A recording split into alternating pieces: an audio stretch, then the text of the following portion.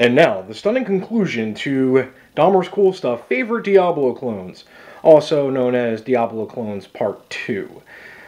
Broke it up into two different videos because it ran way too long. So here's Part 2. Now, the PlayStation 3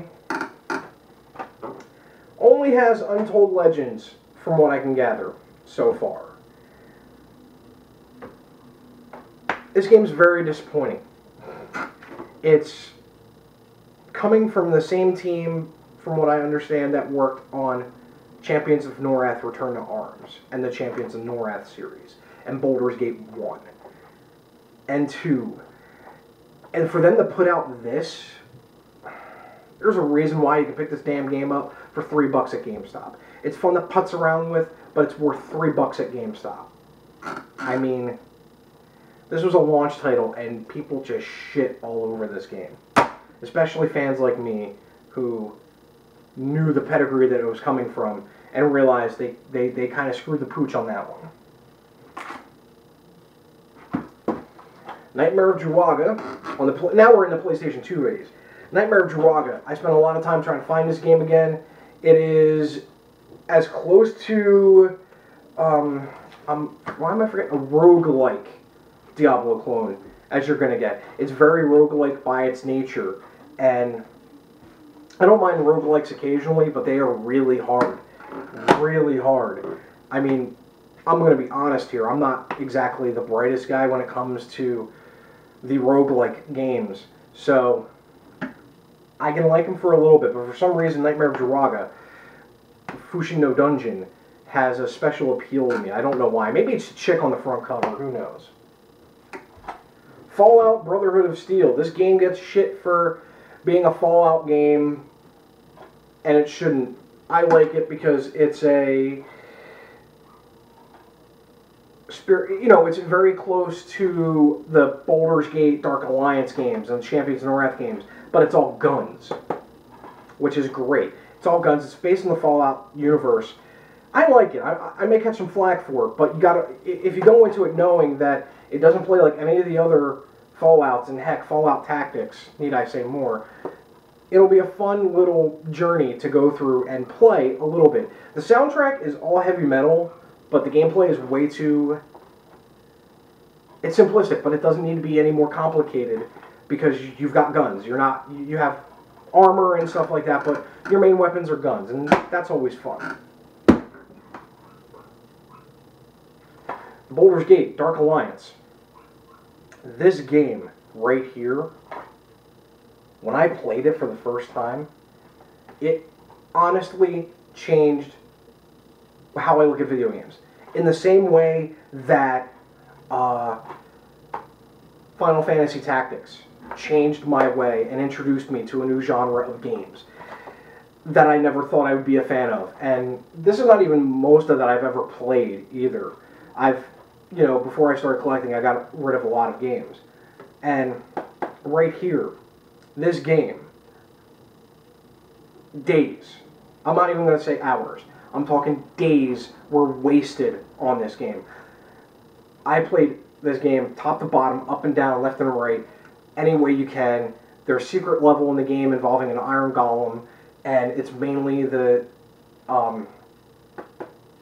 Dritz levels. It's mainly a Dritz level that you can unlock, and you can do a debug code in the game and import any of your characters into that game by using a level skip. I wanted to go after all the characters I played because they had their max gear. You could get no higher. And I played this game a lot, to say the least. That introduced me to a new genre of games. Now, this is what Marvel Ultimate Alliance was before it was Marvel Ultimate Alliance, the X-Men Legends series. I haven't played this game too much, but I do understand it is an action RPG with the lightest sprinkling of Diablo in it. Once again, falls in the same category as Marvel Ultimate Alliance. You could almost say it's not a roguelike, not a Diablo clone, but it just has enough little bits in there to be considered a Diablo clone. Champions of Norrath and Champions of Norrath Return to Arms. I'm going to get Champions of Norrath eventually. I actually traded it in to get this game years ago. I just love looking at this disc. Snowblind Studios was at the top of their game when they did this game. I want to say publicly right now, where's my third? Sony, where's my third? Give me a third Champions of Norath game, please. Hell, even if it's just a graphical update of this, I will take it. This is what truly set me... The Champions of Norath game and Return to Arms game is what truly set me into the Diablo clone on a console can be done correctly thing. This got me stopped playing Diablo 2 for years. I played this game for years. I probably have like 8 or 9 characters that I've made, and I have them on my hard drive on my PS2. I have to put them into a memory card. I only have one memory card. I have a memory card full of characters for this game. Over a memory card full of characters for this game. It's the pinnacle of what a Diablo clone should be, in my honest opinion, on a console. Infinitely replayable, infinitely customizable, and you can tweak the living daylights out of it. If you know what you're doing, you can spend months on this game. And I have. I'm not even talking days or weeks. I'm talking months I've played this game. There's a lot of alone time before the marriage was spent with this game. And then, might as well lump these two badasses together. Dark Cloud 1, Dark Cloud 2. They are both hack and slashers. And they have the aspect of the town building to them with the Georama system. They kind of focus more on the Georama system than they do the actual hack and slash, but it's got the Diablo style in there. You can get different weapons, you can build them up, you can break them, you need armor.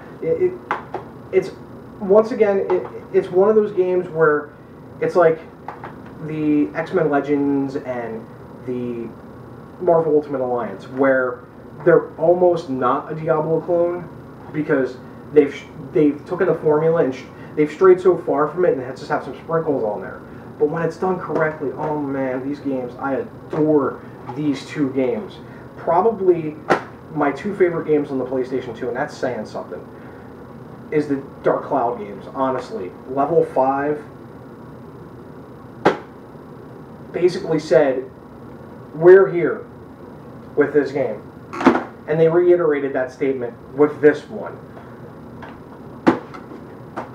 And I hope Nino Kuni, if I'm saying it right, sorry, I probably didn't.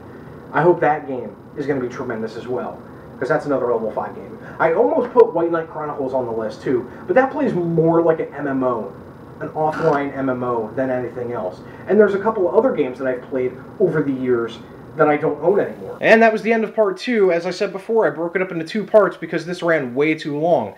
And I hope you enjoyed it, and the next one I do is actually going to be strategy RPGs. So this is Dahmer's Cool Stuff, and as always, do good gaming.